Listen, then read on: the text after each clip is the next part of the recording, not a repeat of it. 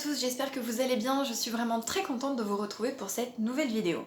Alors aujourd'hui nous allons parler de l'un de mes romans, et en l'occurrence du tout premier, c'est-à-dire Maintenant et à jamais. J'avais envie de vous présenter mes romans et de vous parler un petit peu du processus d'écriture, du processus de création, comment j'en suis arrivée à ces histoires-là, comment j'en suis arrivée à les publier, et de faire aussi des petits bilans de leur parcours depuis leur publication. Donc pour ce premier roman, il faut savoir que Maintenant et à jamais a été publié le 14 juillet 2017, donc il a un petit peu plus de 2 ans maintenant, mais qu'en réalité il a été écrit en 2015. En fait, lorsque j'ai décidé de l'écrire, j'avais déjà le thème en tête, donc je voulais parler des violences conjugales. J'étais aussi une grande romantique, donc je voulais qu'il y ait une romance, ce qui est le cas, il y a une histoire d'amour dans ce livre. Même si j'avais cette idée globale, cette trame de ce que je voulais dire, lorsque j'ai terminé l'écriture, il n'y avait que 90 pages d'ordinateur, donc 90 pages A4, et donc je l'ai mis de côté, tout simplement parce que je trouvais qu'il n'était pas abouti, qu'il n'était pas assez profond, que j'étais pas vraiment allée au bout de l'histoire et au bout de l'écriture.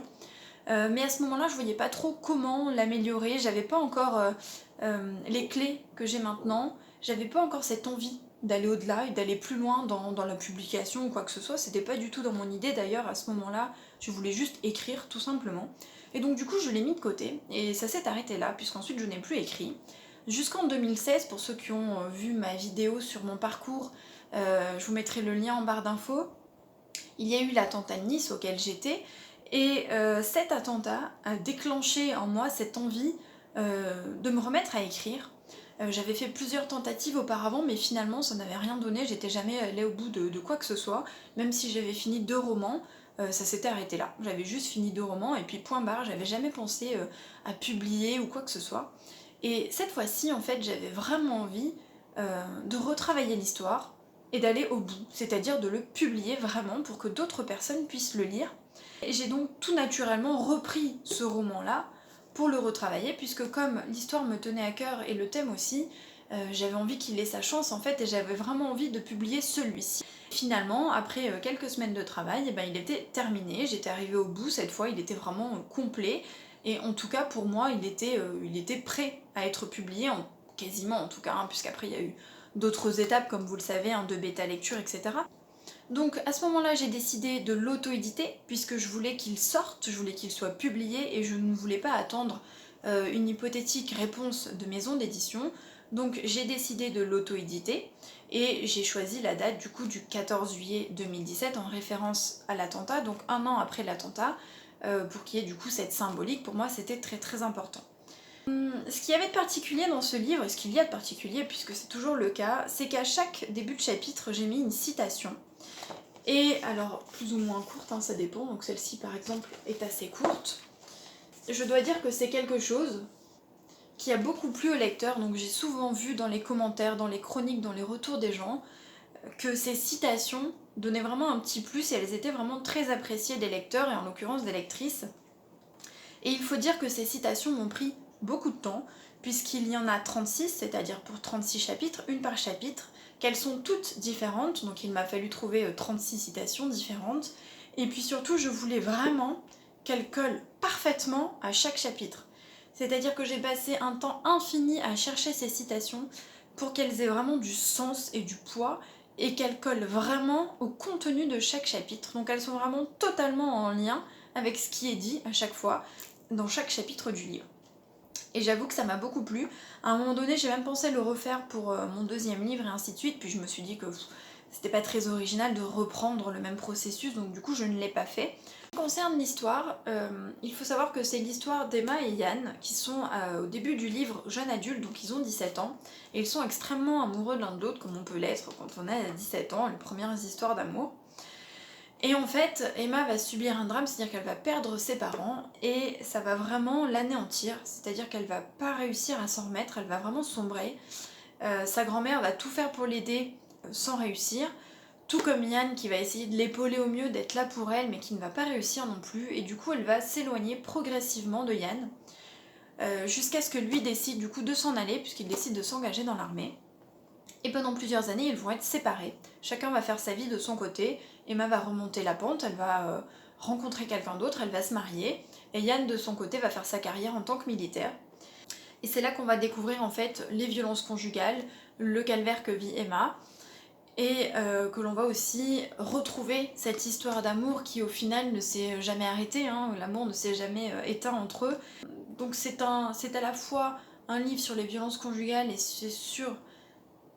sur cette difficulté de s'en sortir et tout ce que subissent les femmes au quotidien. Donc j'ai volontairement mis des détails parfois un peu crus sur le quotidien d'Emma pour montrer la dureté, pour montrer l'horreur que vivent ces femmes.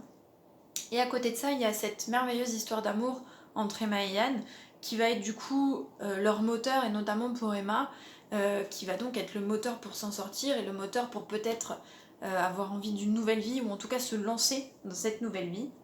Et j'avais vraiment très envie d'aborder ce sujet parce que je trouve que c'est important et qu'on n'en parle pas assez. Je voulais frapper fort, c'est-à-dire que pour moi, c'était pas seulement parler des violences conjugales, l'aborder assez simplement, c'était vraiment frapper fort et que le message passe.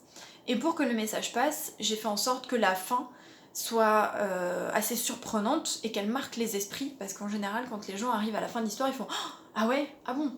Ils s'y attendaient pas. Et c'est ça le but, c'est que comme ils ne s'y attendaient pas, bah du coup le message reste. Et ça c'est très important, puisque je voulais vraiment que ce livre parle aux lecteurs et aux lectrices.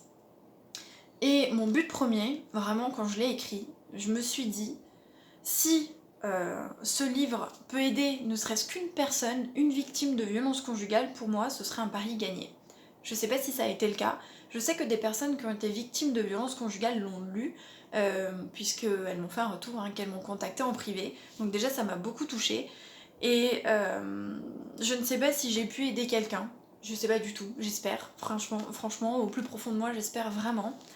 C'était mon but, je m'étais dit, si quelqu'un qui est en train de subir ce genre de choses peut lire ce livre et se dire je peux m'en sortir, ou avoir envie de s'en sortir, ou avoir envie de faire ce premier pas, bref, si ça pouvait déclencher quelque chose chez cette personne, ce serait vraiment un pari gagné. Et c'est d'ailleurs pour ça que j'ai ajouté des petites informations importantes, j'ai notamment rajouté le numéro, donc le 3919, donc il est en note de bas de page dans l'un des chapitres.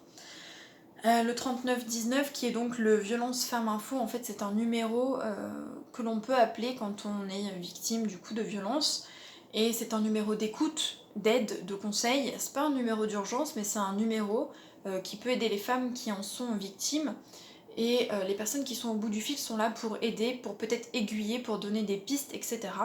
Donc du coup c'était important pour moi de le mettre et de le rappeler. Et j'ai aussi donné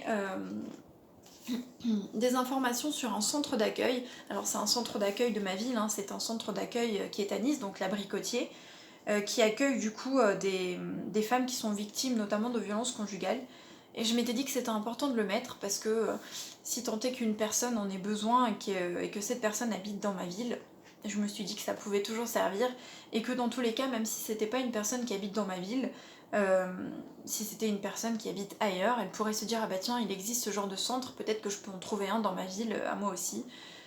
En tout cas, c'était important pour moi de mettre ce genre d'informations, puisque au-delà de l'histoire, au-delà de la romance, au-delà de la fiction, je voulais qu'il y ait un certain réalisme dans cette histoire et qu'il aide aussi des gens. Et d'ailleurs, à la fin, j'ai rajouté des chiffres, c'est-à-dire que j'ai rajouté des informations sur les violences conjugales, sur les formes les plus courantes ou non, sur des statistiques, etc. Pour peut-être ouvrir les yeux à certaines personnes qui pensent que c'est peut-être moins courant que ce que ça n'est en réalité. Et toujours dans cette idée de message et de transmettre quelque chose, je me suis dit que c'était important aussi de mettre ce genre d'informations, puisque c'est une réalité, ça existe, mais qu'on en parle très peu, et que souvent c'est quelque chose qui est caché. Et parfois on se rend compte que ça peut être une voisine, une amie, une cousine, une sœur, enfin n'importe qui, même de proche, et qu'on s'en est pas rendu compte, puisque les victimes ont tendance à le cacher parce qu'elles ont honte, parce qu'elles ont peur, ou pour plein d'autres raisons. Et du coup c'était important pour moi de mettre ce message et de dire voilà, ça existe, et peut-être qu'il faut faire attention, et peut-être qu'il faut ouvrir un petit peu plus les yeux, et qu'en faisant attention on pourrait éventuellement aider ou sauver des personnes, et c'est très très important parce qu'il y a encore trop de femmes qui meurent à cause des violences conjugales. Donc concernant maintenant le bilan de cette aventure, il faut savoir que donc mon roman a été publié en juillet 2017, que nous sommes maintenant en novembre 2019, donc il a un petit peu plus de 2 ans. Et en fait c'est parmi mes romans celui qui marche le mieux. C'est-à-dire que même 2 ans après, il continue à très bien se vendre, ce qui est assez impressionnant parce qu'on sait qu'en général, au bout d'un certain temps, les romans se vendent un peu moins. Et lui, pas du tout en fait. Il continue de super bien marcher. Et en plus, en octobre, il a eu la chance de faire partie de la promo du mois Amazon, ce qui a concrètement fait exploser les ventes puisque j'en ai vendu plus de 1200 en version numérique sur le mois d'octobre, donc ce qui est assez étonnant et impressionnant, je m'y attendais pas du tout.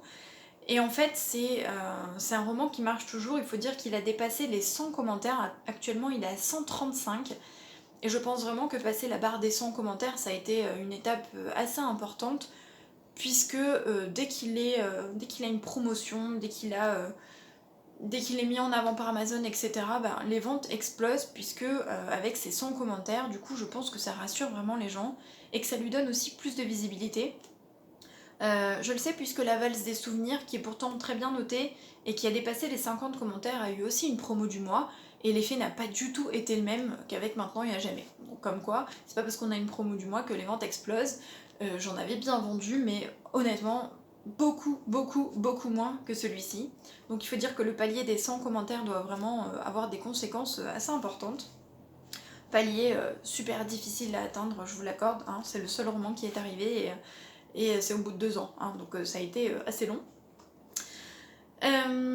Donc il a la chance d'entrer régulièrement dans le top 100, là dès qu'il a une promo, du coup la promo du mois il est resté tout le mois dans le top 100. Il a aussi fait partie du Prime Reading, et du coup il est resté pendant 4 ou 5 mois dans le top 100 aussi.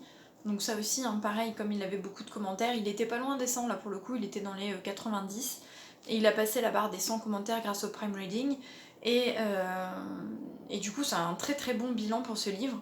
Il a aussi gagné les Indé Awards 2018 dans la catégorie romance. Donc c'était un concours de livres auto-édités. Et donc je dois dire que, en plus d'avoir une saveur particulière, puisque c'est mon premier roman, hein, forcément le premier roman ça fait toujours quelque chose, je me souviens très bien du jour où je l'ai reçu pour la première fois en version papier. C'était assez indescriptible, et je dois dire que je ressens pas ça pour les autres livres, puisque du coup maintenant j'en ai publié 5, et je sais pas si c'est pareil pour vous, mais c'est vrai que c'est pas le même effet, ça fait pas la... y a pas la même sensation.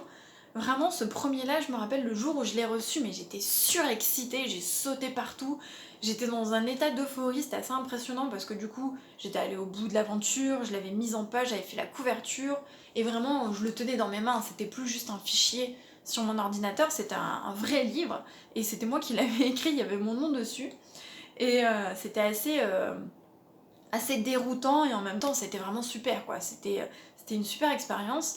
Et du coup je suis toujours très émue quand je parle de lui. Donc j'espère en tout cas que vous aurez envie de le découvrir. Sachez qu'il est disponible sur Amazon en version brochée, en version numérique et gratuitement avec l'abonnement Kindle. Il est aussi disponible sur mon site internet, donc en version brochée dédicacée. Vous pouvez aussi le commander au sein d'une box. D'ailleurs en ce moment il y a les box de Noël, c'est-à-dire que vous pouvez l'offrir à quelqu'un, mais vous pouvez aussi vous l'offrir à vous-même avec une dédicace personnalisée et des goodies de Noël. N'oubliez pas non plus, si vous l'avez lu, de laisser un petit commentaire sur Amazon, c'est vraiment très très important puisque c'est ce qui donne de la visibilité du coup à nos romans en tant qu'auteur auto-édité, donc c'est vraiment essentiel, et malheureusement on n'y pense pas tout le temps. En tout cas, j'espère que cette vidéo vous a plu, vous a intéressé, elle était un petit peu différente des autres, mais je trouvais ça important aussi de parler de mes livres. N'hésitez pas à vous abonner, à me suivre sur les réseaux sociaux, je vous mettrai les liens en barre d'infos comme d'habitude. En attendant, je vous souhaite de très belles lectures, des bonnes sessions d'écriture, et je vous dis à bientôt!